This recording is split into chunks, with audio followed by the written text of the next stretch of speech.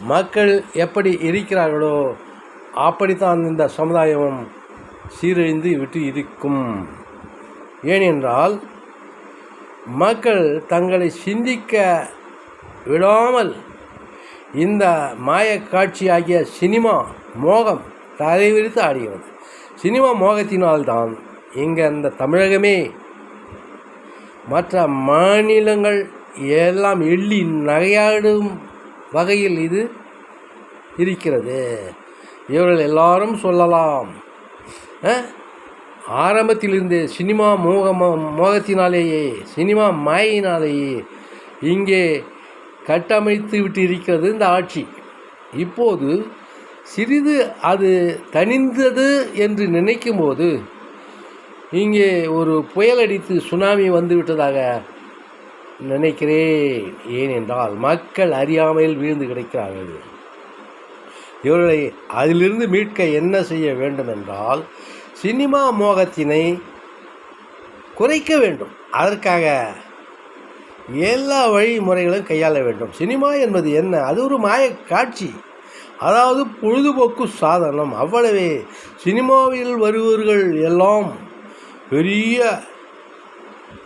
உயர்ந்தவர்களாகவும் அவர்கள் மிகுந்த சக்தி உடையவர்களாகவும் தர்மசீலர்களாகவும் உண்மைக்கு அவர்கள் ஒரு உரைகளாக இருப்பார்கள் என்று நினைத்து கொண்டு மக்கள் ஏமாந்து கொண்டு இருக்கிறார்கள்.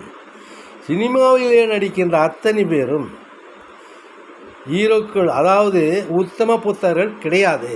அதை மனதில் வைத்து கொள்ளுங்கள். சினிமா என்பதே ஒரு மாயை. அது ஒரு உண்மையான காட்சி கிடையாது.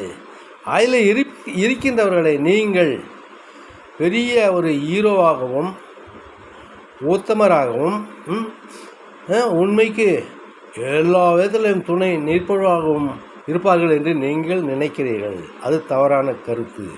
ஆகினால் இதை நான் என்ன சொல்ல வருகிறேன் என்றால், சினிமாவை பாருங்கள், பார்த்துவிட்டு அதோடு நிறுத்தி கொள்ளுங்கள். அதிலே இருக்கின்றவர்கள் அந்த சினிமாவில் கதாபாத்திரத்திற்கும் இப்போது நிகழ்காலத்திற்கும் அவருக்கும் இந்த நடவடிக்கைக்கும் சம்மந்தமே இருக்காது.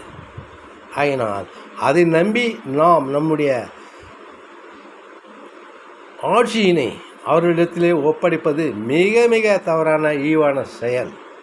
அடுத்த மாநிலத்தவர்கள் அத்தனை பேரும் நம்மை எள்ளி நகையாடுகிறார்கள்.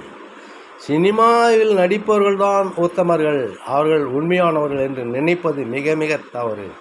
அந்த பெண்கள், அதில் இருக்கின்ற பெண்களை நினைத்து பார்க்கவே முடியாத ஒரு கதாபாத்திரம் நடிக்கிறார்கள், அவ்வளவுதான். அவர்களுடைய நடத்தையில் எந்த விதமான துளியும் உண்மைக்கும் அவர்களுக்கும் வெகு தொலைவில் இருக்கிறது. அப்பேற்பட்டவர்களுக்கு நீங்கள் கோயில் கட்டுகிறீர்கள். காரணம், நம்முடைய இளைஞர் பட்டாளம் அறியாமையிலே வீழ்ந்து கிடக்கிறது. ஆனால் இதையை எடுப்பதற்காக இன்னொரு தலைமுறை வர வேண்டும் என்று நினைக்கிறேன்.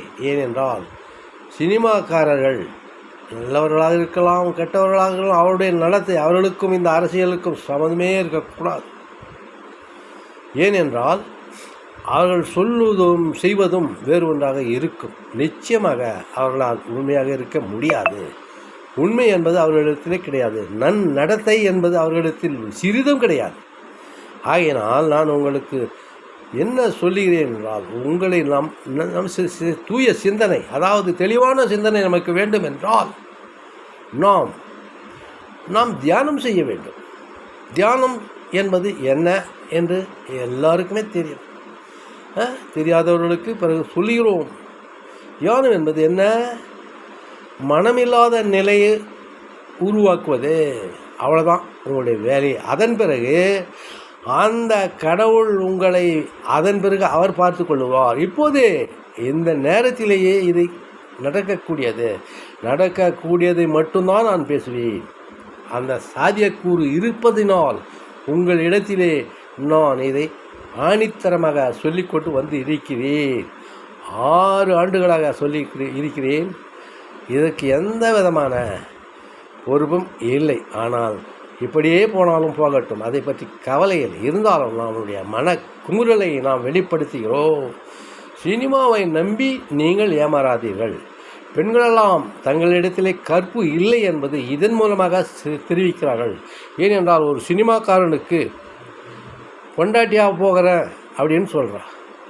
அது தெரியுது இல்லையா, எவ்வளோ நடத்தை கோணலாக இருக்கிறது. அதே மாதிரி ஒன்றுங்கள்லாம் பையன்களெல்லாம் அவர்களை நம்பாதீர்கள்.